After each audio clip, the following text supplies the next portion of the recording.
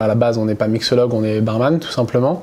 Et puis après, en se passionnant pour les spiritueux, pour les ingrédients frais, tous les ingrédients qui sont susceptibles d'être modifiés pour être travaillés en cocktail et pour créer entre guillemets de nouveaux cocktails.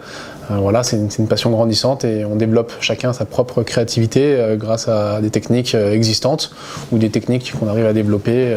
La sublimation, elle passe par l'expérience du client, par tous les détails qui sont portés au service, qui sont propres à l'établissement, à son agencement, à son atmosphère. Il y a aussi le verre.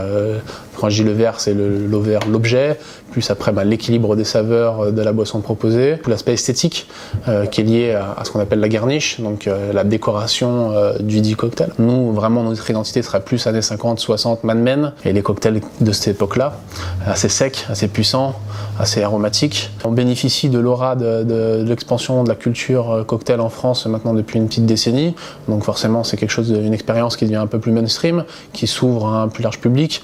Pour des jeunes qui ont 20 ans aujourd'hui, ils ont toujours connu ça, on va dire, donc c'est plus une expérience confidentielle.